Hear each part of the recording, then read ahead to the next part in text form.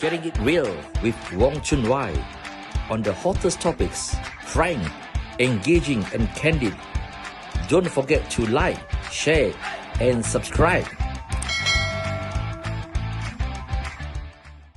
He is making his first appearance in a general election and contesting in the biggest parliamentary constituency in terms of numbers with over 300,000 voters in Bangi, Selangor. Please welcome Syahredzan Johan from Pakatan Harapan. Malaysia and followers from around the world. Malaysia is on GE15 mode. And tonight we have a very special guest, Syahredzan Johan, who is a lawyer and political secretary to DAP veteran leader Lim Kit Siang. He graduated from Cardiff University in 2005 before he was called to the Bar of England and Wales. He was called Deputy Chairperson of the Bar Council's Constitutional Law Committee, which came up with the successful My Constitution campaign in 2009. And he was also an elected member of the prestigious Malaysian Bar Council. Syahredzan will be making his debut this election in Bangi, Selangor. Bangi is of special interest to me personally because I studied in UKM at the main campus in Bangi for a number of years. Okay, I see. Okay. And so those areas are quite familiar to me and brought back a lot of memories. Yeah. But also, this is really an interesting constituency because it is regarded as the largest constituency in terms of numbers with over 300,000 voters. It's mind-boggling. The numbers are bigger than some of the countries that we have in the world. Yes. So, Syahredzan, congratulations on being picked as the candidate. Thank you. Thank you so much, Dato' Sri. Thank you. Now, let's get on to the conversation. Now, Bangi is in the radar screen of many political analysts because many also regard this as a traditional opposition stronghold. Many feel that you're going to be a shoe-in candidate and going to win this area. What is your view to that kind of sentiment and assessment? I think after the automatic voting and the amendment to the constitution, I think it's difficult really to say that certain areas are safe seats and those things. I do not want to make that assumption, especially when you've got so many new voters and also a demographic which, to be completely honest, we do not have voting data for. We only have one experience, which is in Johor. So that is the 18 to 20-year-olds who are now part of the electorate because of the amendment. Of course, if we look back at the history of this constituency, from before it was Serdang and now it's Bangi. Yes, traditionally it has been held by the opposition, but you know, we can never know what's going to happen. And in fact, if you look at the number of candidates in Bangi this time, it's actually one of the higher number of candidates across the country, at least in Semenanjung, where you've got 8 candidates vying for one MP seat. Yeah. Now, when we talk about GE15, it's quite different from even GE14. Correct. GE14 was really unprecedented. It ended the 60-year-old control by the Barisan Nasional, and it brought a lot of surprises because in GE14, nobody could predict that the Barisan Nasional would collapse. Now, GE15, there are also many unprecedented variables, factors, like for example, you have this new Undi 18 voters, and that you have 3 big coalitions, Barisan Nasional, PN and PH, all competing for the voters plus very large number of independents. Now, when you campaign, this time, because of so many different kind of circumstances, many of the factors, as you said, that data are not really available. We are not too sure how the young voters will actually vote. And then you have a large number of undecided voters. They estimate this to be around 20 to 30%. Okay, so we do not really know how would it go.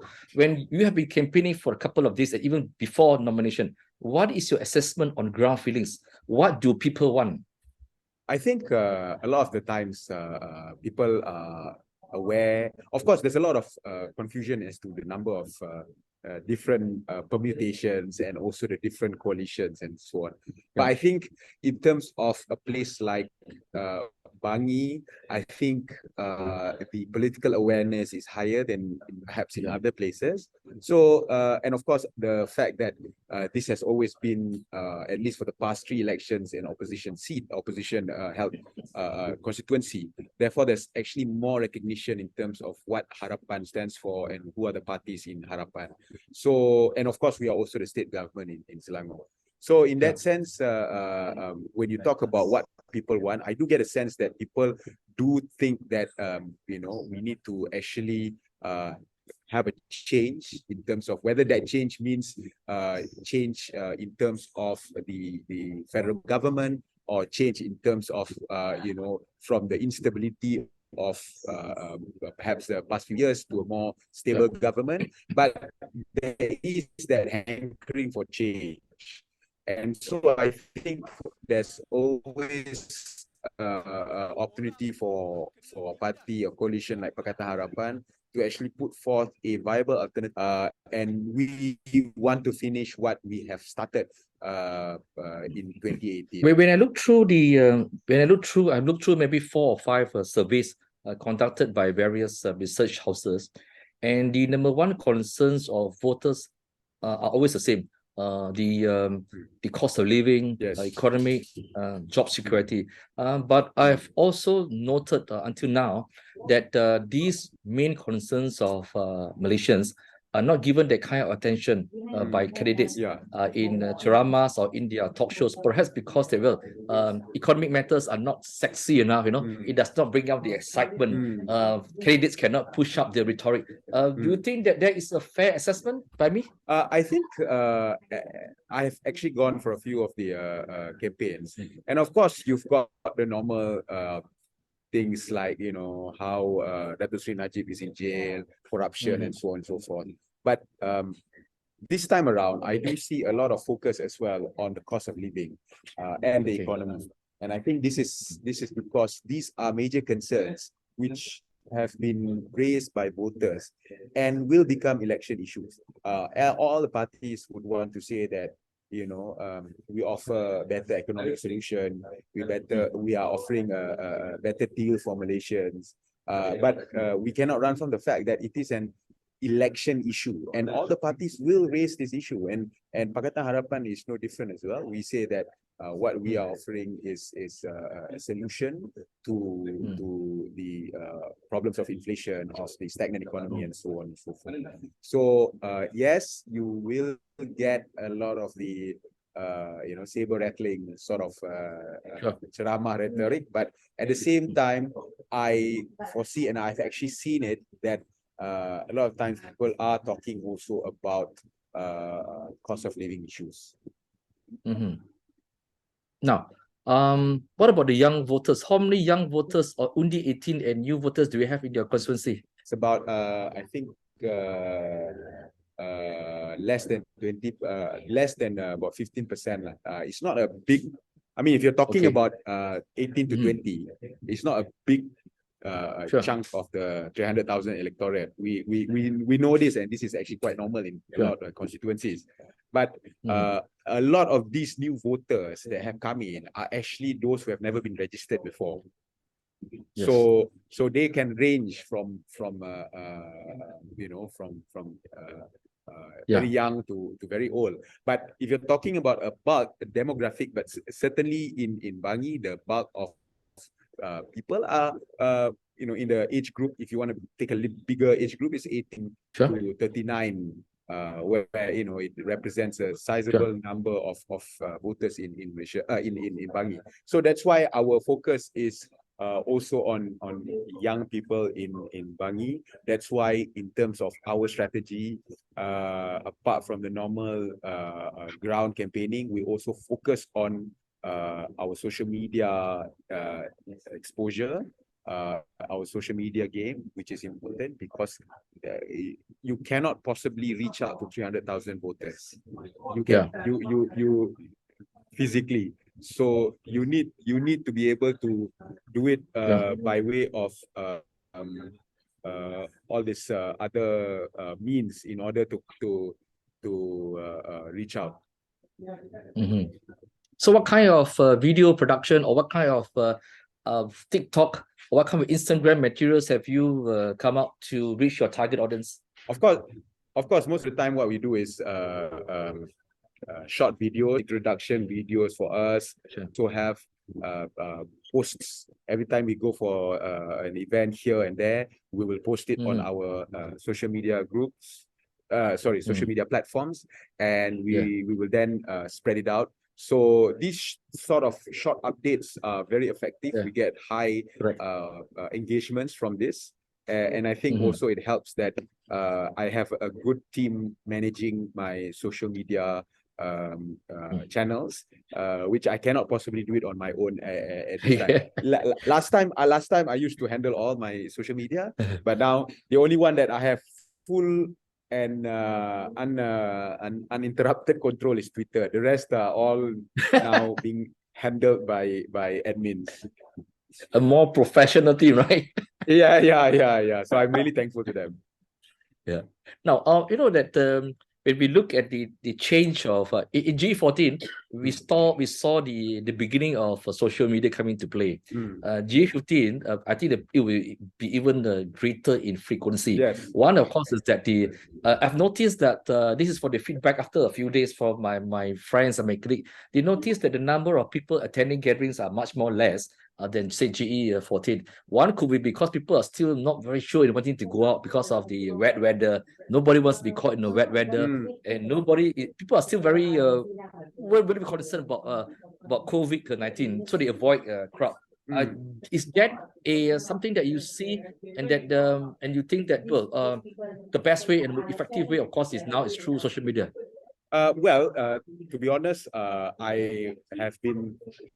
Yesterday, I was in Puchong for a small ceramah, and it attracted a sizable crowd. And I think slowly people are gearing up to the election. We are now getting people coming to our service centers, to our bilik gerakans, asking to check their voting place, asking, for example, this year what logo Harapan is using and all that. So although since dissolution, there's a bit of the excitement was not there.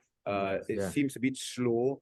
I must say that over the past 2 days, from my own experience, at least in Bangi and the surrounding areas, it is heating up. So when I go for my walkabout and all that, they will tell me to, that sokong and all this. And then when I walk, for example, with Dato' Sri Wan Aziza, everyone wants to take photos with her. So it's there. It's there. The excitement is slowly coming up. And I do think that as we go along, there will be more and more people going for crowds. Already people are asking like, what's the ceramah schedule and so on and so forth. So it will, it took some time for people to get really revved up, but I think slowly we are getting there and we will see bigger crowds soon. Yeah, I think it's the momentum and the excitement that will be built up after the nomination day, and there's still more than 10 days more to go, and the excitement will probably be built up in the coming days. Now I've got to ask you this, that I do not know your friends or a community or family members, like is it difficult for a Malay to join the DAP? Would there be community pressure? Say, why you join the DAP? Why not sit a PKR, which has got a sizable number of Malays, or even what they call it, or other Malay dominated party? Do you have that kind of perception and views that was expressed to you when you joined the DAP? I think there's a lot of curiosity at the very least. Of course, from strangers, there's always that sort of what do you call that, allegations and name calling that has been thrown my way. But that's to me that doesn't bother me at all, especially if they're strangers. I think people who know me knows what I stand for. But in terms of, for example, people who know me, I think it's more of a curiosity, like asking same questions that you have asked. And the answer is simply because I believe that what the DAP stands for is closely mirrors to my own personal values. And so it's not a big surprise that I've decided to join the DAP. And I think although I have previously, and I'm still close to a lot of Keadilan leaders and all that, but once I looked at all the different parties and so on and so forth, it was not a hard decision to join the DAP. What was the what do you call it, the factor? Was there anyone who approached you to join DAP, or you have been what do you call it, talent hunted? What happened actually? Well, of course, there've always been people who invited me to join the DAP. I don't want to mention names, lah. Sure. But the point is, at first, I said I would take my time to think and so on and so forth. But then I also got to know people who are in DAP, my friends who are in DAP. So I learned from them what is it actually like in the party and so on and so forth. And a month before the GE, I made the decision, a big decision in my life, to actually join politics and to join the DAP. So it was a decision that I made after I think the realization that for me personally, if I wanted to really achieve what I want to set out, which is to serve the people and to change the country, I need to join a political party. And so once the decision is made to join a political party and looking at the political parties on offer, I decided that DAP is the best choice for me. So you were political secretary to Lim Kit Siang. Now we're talking about a veteran leader in institution. What job do you really have to do as a political secretary? Because those of us who know him, he's actually quite a one-man show. Okay, I mean he does his own press statement, and he's been there. What did you really have to do as a political secretary? That's a good question, and the answer is not much. Really. And I think I of course one thing is, of course, I don't get paid. It's not a paid position. I'm still and that's why I can still practice as a lawyer. If I'm paid, then I cannot practice as a lawyer. So that's one of the conditions that I said when I accepted the offer. I want to still practice, but as you correctly pointed out, I mean, Saudara Kit Siang is someone who is very independent, and he has done it all, for decades, half a century even. So he doesn't really need anyone to assist him. So I suppose the offer to make me his political secretary is more towards to give me a platform in the party to actually come out with statements and to be at the forefront for the party. So because I'm new, I don't have a position in the party. So that is why perhaps he decided that one way to give me a platform is to make me his political secretary. But I don't really help him, except for perhaps giving him input on certain things like social media, or the Malay, certain Malay Muslim sort of issues and news and all that. But apart from that, nothing much really. No.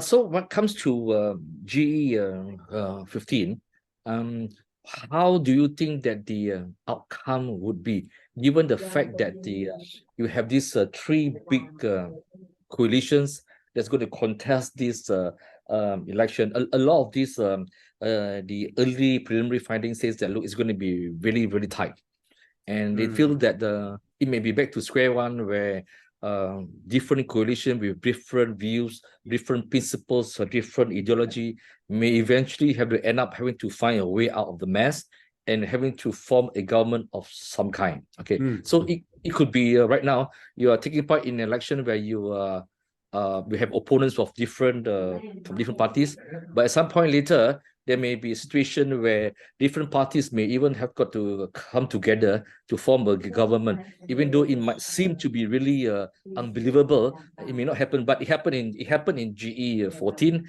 where coalition was formed, and people may have forgotten, but actually in 1969, Gerakan, which won Penang on an opposition platform, eventually joined Barisan and be part of the government. So a lot of things have changed actually in the Malaysian politics. in those early days, it would have been unimaginable to think that a government would not have two-thirds majority. Yeah. But now, Mm, more and more around the world, nobody wants to give the government so much power. No more two-thirds majority. that's true. And that as part of this transitional process of a maturing democracy, having a coalition of different parties may just have to be just happen. What is your view on parties coming together to form a government? Well, I think at this point in time, of course, our target is to outright win it. Sure. That's our target, and I think it's not an impossible target. I think once Yeah. you look at all the opinion polls and a lot of the undecided voters and all that, it means that if we work hard enough, if we really push our agenda forward, there's every possibility that we are able to finish on top and get the requisite 112 seats. But of course, we have certain targets. I think that the target in Semenanjung is not a secret. We are trying to get at least 100 seats in Semenanjung. And then, of course, if you get other seats in Sabah and Sarawak, we might be able to get enough for 112. But should there be a possibility of a government, coalition government, I think that is something which we can only really talk about once we get to that sort of situation, right? And it's a sort of a crossing of the Rubicon, right? It's like once you go that route and you have a coalition government of different coalitions, which previously we might not, be able to think about. Sure. I think it will change politics forever.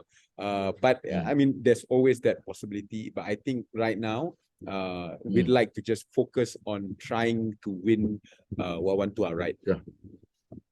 No, in Malaysia, we are 60 over years old, and we are still bogged down by the issues of race and religion.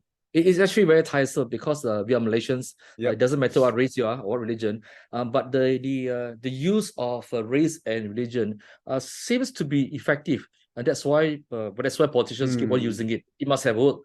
But it doesn't bring any benefits to the country. We have people who talk about defending race and religion, but actually corrupt. And then you have like PAS, we actually endorses and try to be the apologies for corruption. As a Malay, how do you tell the Malay voters, look, how long are we going to continue this race and religion narrative?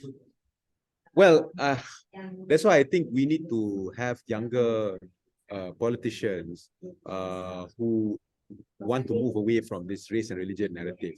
And I do think that there are a lot of younger politicians, both from both sides of the aisle, who are more willing to do that. Of course, at the same time, you still have some young politicians reverting to the language of their seniors. But I think by and large, if we are able to get more mature politicians, young politicians, fresh politicians with fresh ideas into parliament, I think we will be able to see a reduction in the race and religious politics. And I do think that young people these days, although yes, I mean, there are some racial issues which they feel strongly about. But if you ask them which takes priority, a good government or a government made out of their own race, I honestly believe that if you ask a lot of young people, they will say that we much prefer a good government, regardless of the makeup of that particular people in government. One of the effects of GE14, because of the differences and in terms of numbers in parliament and the makeup, was because it also gave rise to bipartisan politics. We noticed that the MPs from both sides of the divide are coming together to present bills or to support bills which actually benefit everyone. And that's, of course, a part of this a process of maturity from Malaysia. We are going ahead with like, look, you can be from a different party, but there are issues that we can work together. And that speaks very well for Malaysia. And you mentioned as young political leaders, I mean, you must have met people, politicians from PKR, UMNO, and so forth. Do you find that more and more we will have a scenario where young leaders will be different from their predecessors and coming together to work together? Yeah, I think also with our experience over the past 2 years, I think the fact that there was that memorandum of understanding between the government and the opposition, or at least with Pakatan Harapan, and the fact that we were able to pass a lot of bills in a bipartisan manner, especially amendments to the federal constitution. I think goes to show that there's now, despite the fact that it's becoming quite messy in terms of the parties who are contesting, we are no longer a two-party system, we are a many-party system. But the fact that there's so many, there's also a lot of cooperation at least at the parliamentary level, goes to show that despite the chaos and confusion, there seems to be some sort of order that has emerged from all this madness. So I think it bodes well for Malaysian democracy when we see various coalitions working together to pass a piece of legislation, for example, for the benefit of everyone. And I think a good example is the anti-hopping law, where it went through a process of fine-tuning with the involvement of opposition MPs as well. And although the final product isn't the perfect legislation, but at the very least, it captures the essence of what is needed and to ensure that the vote is secured from any sort of betrayal. The Pakatan Harapan government was in government for 22 months. During that 22 months, there was there was really some of the good decisions that were taken, but also there were some very bad and unpopular decisions. And partially because you have people who are inexperienced to be in the government, and quite a number of party leaders from DAP were still acting as opposition politicians in government.